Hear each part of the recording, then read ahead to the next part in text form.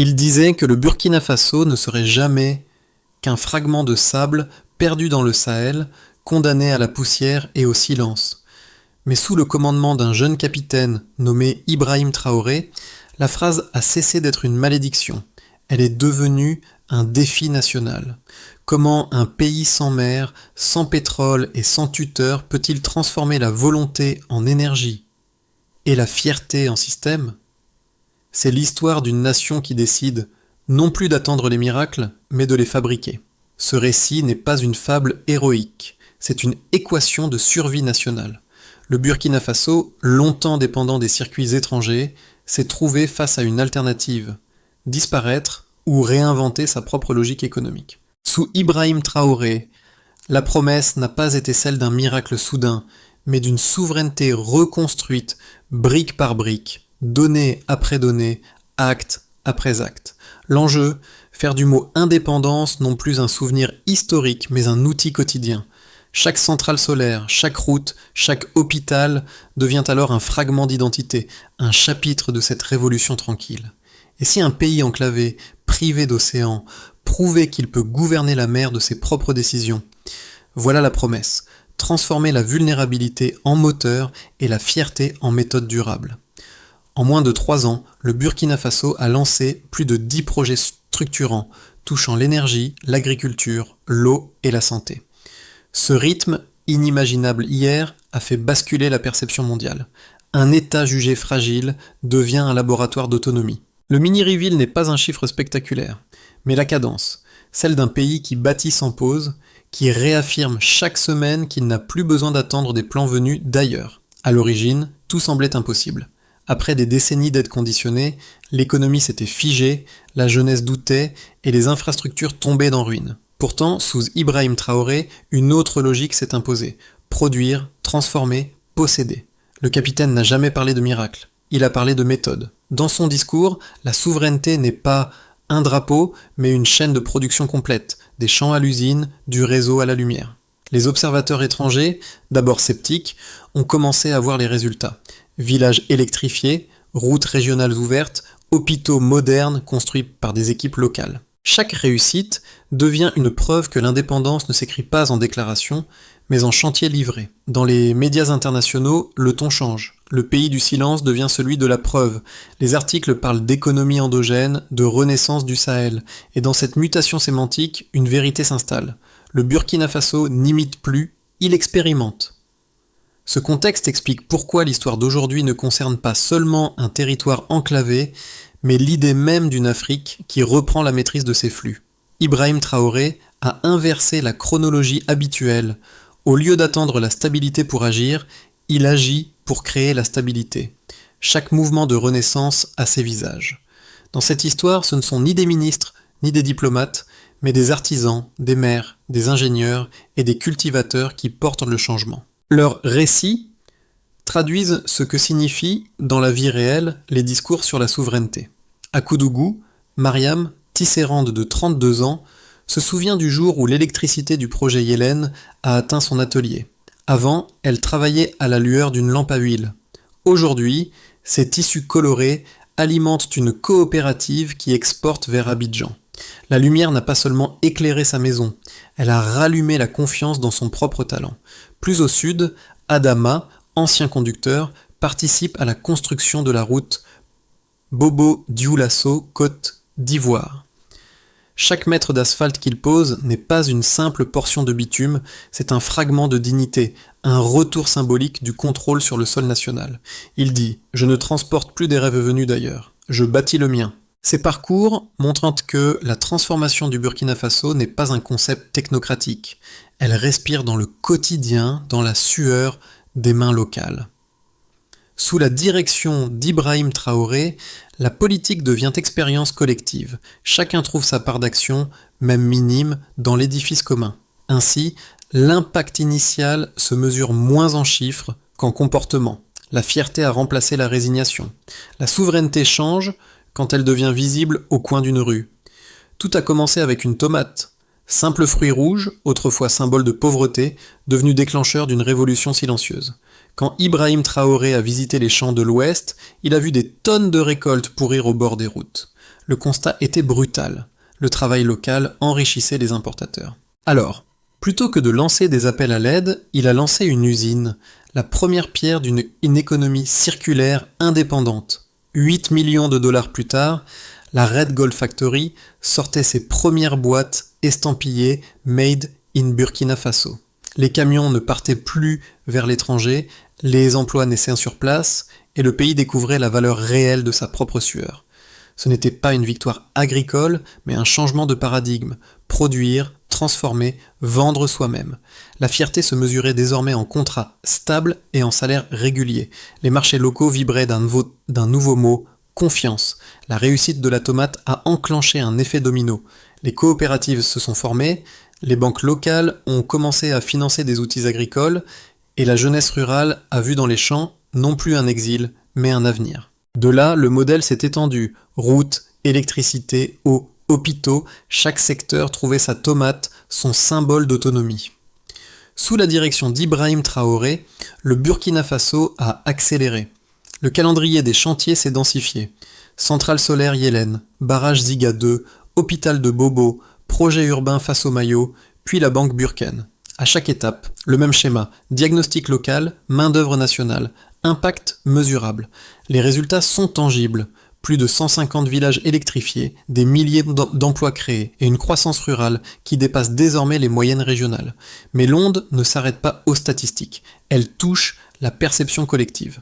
Dans les écoles, les enfants apprennent que la souveraineté n'est pas un mot de manuel, mais une compétence pratique. Dans les villages, les anciens parlent d'une seconde indépendance, née non d'une guerre, mais d'un atelier. Les images circulent, inspirant d'autres pays du Sahel. Niger, Mali, Guinée. Chaque projet réécrit une part de la narration africaine. Là où d'autres voyaient des frontières, Traoré voit des connexions. Là où certains cherchaient des aides, il cherche des partenariats d'égal à égal. Le ton du pays a changé. Moins de plaintes, plus de plans. Aujourd'hui, la dynamique se lit dans le regard des travailleurs. Ce ne sont plus des bénéficiaires, ce sont des acteurs. Et dans ce glissement sémantique se trouve le véritable tournant de l'histoire. Parce qu'une nation n'avance pas quand elle reçoit, mais quand elle construit. La transformation du Burkina Faso n'est pas une impression, c'est un faisceau de données. Les chiffres, lorsqu'ils sont lus dans la durée, tracent la carte d'une souveraineté qui prend forme. Commençons par l'énergie.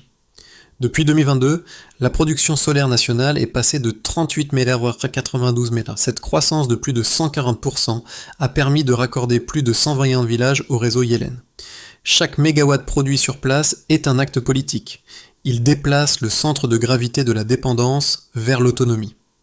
Les ingénieurs locaux forment désormais des équipes de maintenance entièrement burkinabées, réduisant de 60% les coûts d'entretien importés. La lumière, littéralement, change la géographie des possibles. Passons à l'emploi industriel.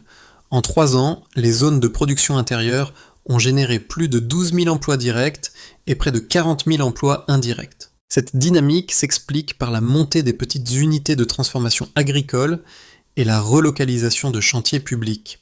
Un emploi local stabilise une famille, 1000 emplois redessignent une région entière. Dans le secteur agroalimentaire, la Red Gold Factory à elle seule contribue à 3% du PIB rural et a fait bondir les revenus des cultivateurs de 40%. Les salaires ne sont plus envoyés à l'étranger. Ils circulent à l'intérieur du pays, alimentant l'économie réelle. Examinons maintenant les infrastructures vitales. Depuis 2023, 320 km de routes neuves ont été livrées, dont le corridor Bobo-Dioulasso-Côte d'Ivoire. La vitesse moyenne du transport des marchandises a augmenté de 45%, réduisant les coûts le coût logistique d'environ 30%. Chaque kilomètre d'asphalte économise du temps, du carburant et des frustrations. C'est une variable de dignité aussi concrète qu'un salaire. Les hôpitaux et écoles reliés à ces axes voient leur fréquentation croître de 20%. L'accès ne se mesure plus seulement en mètres, mais en opportunités. Ces 3 indicateurs, énergie, emploi, infrastructure, montrent la même pente, celle d'une indépendance qui devient mesurable. Sous Ibrahim Traoré, L'État investit environ 12% du budget national dans des projets intégrés, contre 7% avant 2021. La tendance s'accompagne d'une hausse du taux d'alphabétisation et d'un recul de 5 points du chômage urbain. Les chiffres, sans rhétorique, traduisent un changement de paradigme. Produire pour soi, employer les siens, relier les territoires. Ce n'est pas un miracle statistique, mais une politique de cohérence. Chaque donnée raconte la même histoire. Tiamastua, celle d'une nation qui a compris que la souveraineté se compte aussi en mégawatts, en emplois, en kilomètres. Et derrière ces valeurs, il y a des visages, des ingénieurs, des ouvriers, des enseignants, qui incarnent dans le concret ce que d'autres appellent théorie. Le succès du Burkina Faso sous Ibrahim Traoré fascine, mais il divise. Deux visions s'affrontent, parfois avec passion, parfois avec chiffres à l'appui. D'un côté, certains économistes estiment que la stratégie d'autonomie pourrait devenir une fermeture. Réduire les liens avec les partenaires étrangers risquerait d'isoler le pays des capitaux et de la technologie mondiale. Ils craignent que le patriotisme économique se transforme en protectionnisme stérile, moins d'investissement, moins d'innovation, plus de risques budgétaires. Le modèle burkinabé, selon eux, ne pourrait fonctionner que tant que les cours des matières premières restent favorables. Dès que les marchés se retourneraient, l'élan se briserait. De l'autre côté, les partisans du projet national soulignent l'effet d'entraînement visible. Hausse des revenus, meilleure stabilité politique, retour de la confiance populaire. Pour eux, l'ouverture ne doit pas signifier dépendance. La coopération extérieure, oui, mais à parité, échange de savoir, pas de tutelle. L'autonomie énergétique et alimentaire devient un socle de résilience, un rempart face aux crises mondiales. Les deux approches contiennent leur part de vérité. Fermer les frontières serait suicidaire. Les ouvrir sans discernement serait naïf. Ce que fait Ibrahim Traoré, c'est d'instaurer un équilibre inédit, un nationalisme d'efficacité, où l'indépendance n'exclut pas la collaboration. Les chiffres montrent qu'il ne s'agit pas d'une rupture brutale, mais d'une réorientation des flux. Les partenariats sud-sud remplacent les dépendances verticales nord-sud, les innovations locales compensent l'absence de crédits étrangers. La question n'est donc plus faut-il choisir entre ouverture et autonomie, mais comment ouvrir sans se perdre. Et c'est dans cette tension maîtrisée que réside la modernité du modèle burkinabé. La lumière parle d'elle-même. Cette phrase, souvent répétée par Ibrahim Traoré, résume le basculement du récit. À mi-chemin du voyage, la métaphore devient réalité. Ce n'est plus l'État qui éclaire le peuple, c'est le peuple qui alimente l'État. Du projet Yellen aux stations solaires locales, la souveraineté cesse d'être un concept abstrait. Elle devient un réseau de panneaux, de câbles, de mains. Dans cette lumière nouvelle, l'Afrique cesse d'attendre la permission d'exister. Les villages autrefois plongés dans l'obscurité s'animent de voix, d'ateliers, d'écoles. Les enfants étudient la nuit, les femmes entreprennent, les ingénieurs conçoivent. Tout cela compose la deuxième moitié du récit, celle où la volonté se transforme en système durable. Mais au-delà du visible, la révélation est politique. Quand un peuple éclaire son propre sol, il éclaire aussi la vérité. La liberté ne s'importe pas, elle se fabrique. Et dans le miroir de cette clarté, le monde commence à voir enfin ce que signifient les mots Burkina Faso, pays des hommes intègres. La transformation du Burkina Faso ne se mesure pas seulement en chiffres, mais en vie. Les répercussions de ce modèle se manifestent dans les communautés et les secteurs de l'économie qui étaient autrefois laissés pour compte. Parlons des investisseurs étrangers. Ils ont observé, d'abord sceptiques, puis fascinés. Le Burkina Faso, un territoire enclavé, sans ressources pétrolières, est désormais vu comme un exemple de résilience. Les investissements directs étrangers ont augmenté de 25% en 2023 par rapport à l'année précédente. Mais la différence fondamentale réside dans la nature de ces investissements. Plutôt que de dépendre des industries extractives, les partenaires internationaux ont commencé à investir dans des projets de long terme, comme des infrastructures durables et des technologies locales. La relation n'est plus verticale mais horizontale, fondée sur le respect mutuel. Parlons maintenant de la jeunesse rurale. Pour des générations, les jeunes des campagnes burkinabées cherchaient une opportunité d'émigration. Aujourd'hui, plus de 15 000 jeunes sont impliqués dans les projets agricoles et industriels locaux. La culture de la tomate, l'agriculture de marché et les usines de transformation représentent désormais des alternatives viables. Le nombre de jeunes agriculteurs formés par l'État a doublé depuis 2021. Dans la réalité, cela ne se traduit pas uniquement par des emplois. C'est la possibilité d'une vie digne sur sa propre terre. Ils ne partent plus, ils bâtissent.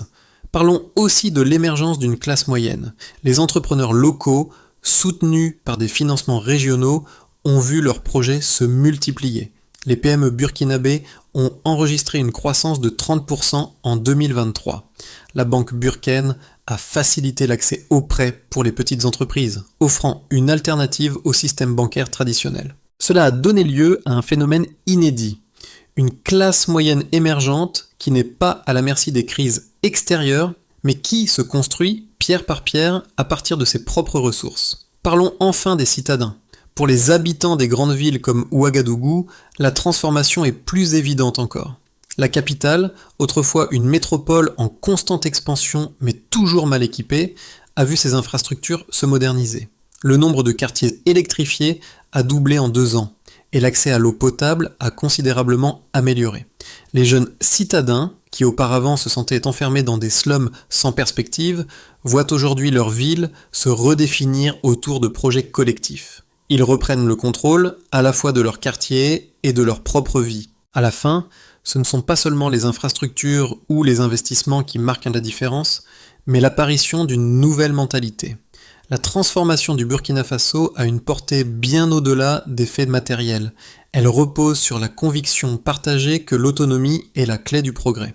Quand l'indépendance cesse d'être un concept abstrait et devient un processus vécu, les résultats se mesurent dans la stabilité d'un peuple qui a retrouvé sa fierté. Le Burkina Faso se trouve à un carrefour crucial. La vitesse et l'efficacité des projets en cours détermineront l'avenir à court terme. 3 scénarios sont possibles, chacun ayant des implications profondes pour la souveraineté du pays. Imaginons d'abord le modèle de l'autonomie consolidée. Dans ce scénario, le pays continue de renforcer son indépendance économique. Les projets en énergie solaire, en agriculture durable et en infrastructure arrivent à maturation et l'économie locale devient encore plus résiliente face aux crises mondiales. Le taux d'autosuffisance alimentaire augmente à 80% et les exportations, en particulier de produits agricoles transformés, deviennent un pilier économique majeur. Les relations internationales se transforment. Des partenariats d'égal à égal se multiplient, surtout avec d'autres pays du Sahel et d'Afrique de l'Ouest. Le Burkina Faso devient un modèle pour les nations africaines cherchant à se libérer des chaînes de la dépendance extérieure. Considérons ensuite la récession contrainte. Dans ce scénario, le pays fait face à des obstacles imprévus, comme une augmentation des tensions géopolitiques dans la région ou une crise énergétique mondiale qui touche les coûts de production. Les investissements étrangers ralentissent et les projets d'infrastructures, bien qu'entamés, souffrent de retard. L'impact sur la classe moyenne émergente est notable.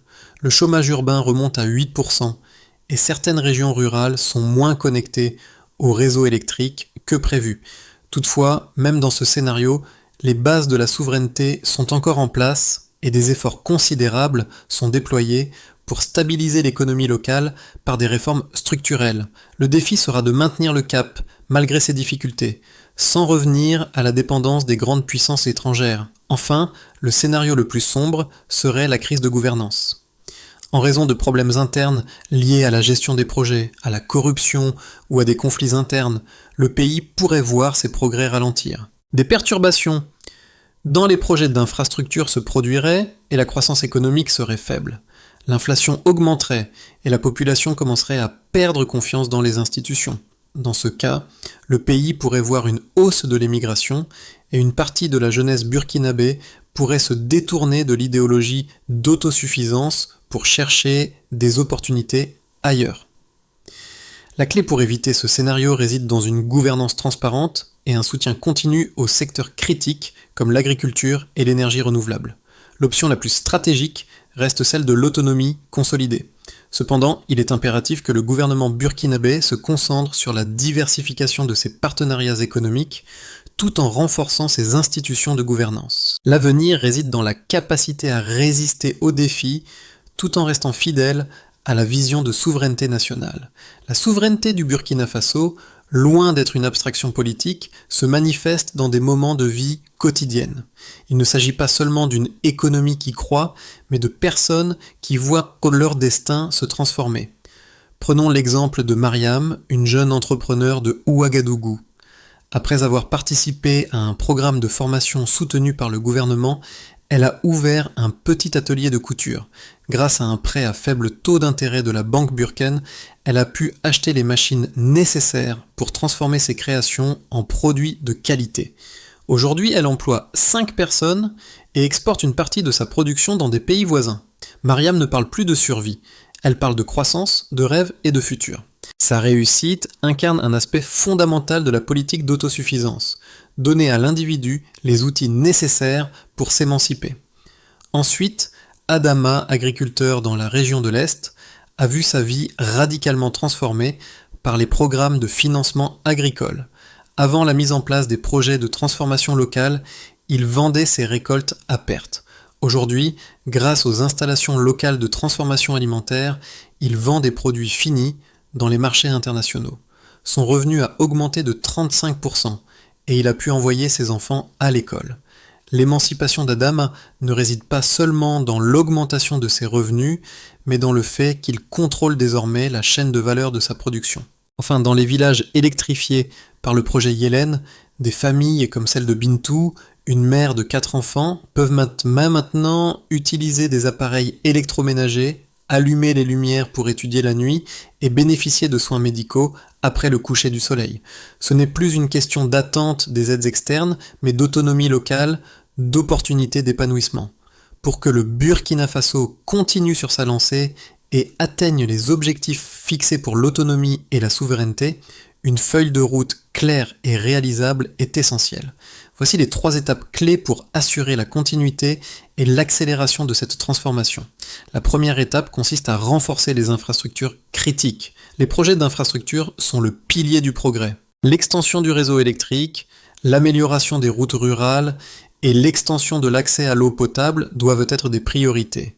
Il est essentiel de renforcer les connexions régionales pour soutenir les échanges commerciaux et faciliter l'accès aux services de base pour tous. Le financement doit être en partie national, mais les partenariats avec des entreprises africaines peuvent être une avenue stratégique pour réduire la dépendance à l'aide extérieure. La deuxième étape vise à développer l'économie locale et durable. L'autonomie passe par une économie solide et durable. Il faut investir dans des projets agricoles intégrés, notamment les filières de transformation des produits locaux comme le coton et les tomates. Le secteur de l'énergie solaire devrait également devenir un levier d'exportation vers d'autres pays de la région sahélienne. L'État doit soutenir les petites et moyennes entreprises et encourager les jeunes à se lancer dans l'entrepreneuriat avec des prêts à faible taux d'intérêt. La troisième étape concerne le renforcement de la gouvernance et de la transparence. Pour maintenir la confiance, une gouvernance transparente et responsable est indispensable. La lutte contre la corruption, la formation de fonctionnaires locaux et l'amélioration de la gestion des ressources doivent être des priorités absolues. L'initiative de décentralisation devrait également être renforcée pour permettre aux communautés locales de prendre des décisions sur leurs propres ressources. Les histoires de Mariam, Adama et Bintou ne sont pas seulement celles d'individus qui ont changé, elles sont le reflet d'un pays en mutation.